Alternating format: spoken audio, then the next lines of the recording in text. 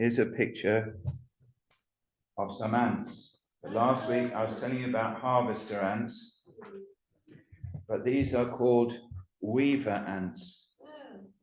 Now, the Bible commends the ant, firstly, because they are such hard workers. They work such a great deal. Let me just read, then I'll tell you about the weaver ant.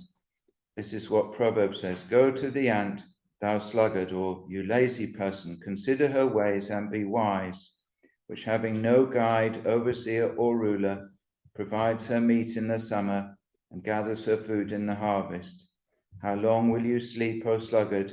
When will you arise out of your sleep? Yet a little sleep, a little slumber, a little folding of the hands to sleep.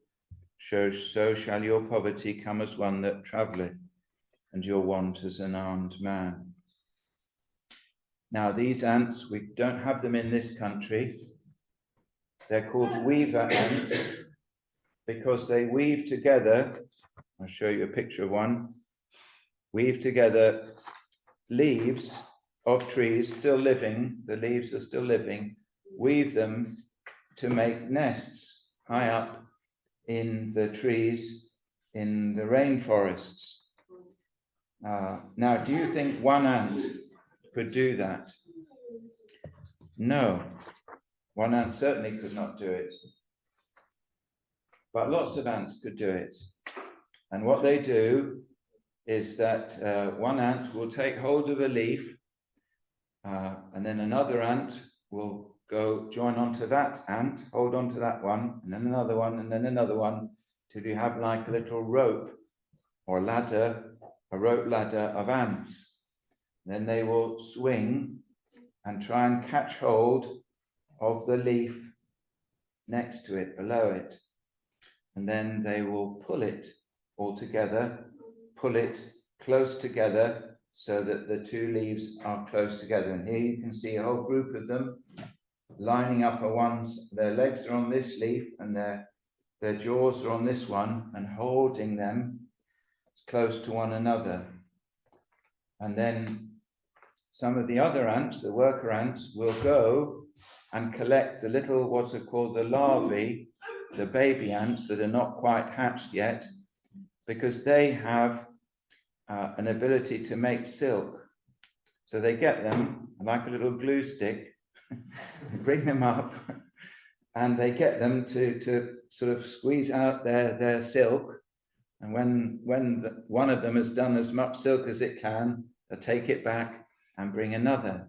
So then they can weave these leaves together, and you can see all the white bits between the leaves. That's the silk that they have got from the larvae and put to join the leaves together. And then they will move the nest into this new one, and there they will live high up in the trees. But wonderful, remarkable, isn't it, how God can give to such little creatures such wisdom to do these things. Their brains very, very small, but to do these things and to work so well together. Other ants in different ways work very well together. I saw a little while ago how they were trying to develop a computer program that could work in the same way as ants do in finding the closest distance to go on a number of different places, because the worker ants will go out and find things and gather them in, and then they will go back to their other worker ants and say this is where they are, and if you follow them, this is what they did. They found out that they were going the best way. So for delivery drivers, they could know, a lorry driver, if you go on this route, this will be your best route for all the drops that you have to make, or the pickups that you have to make.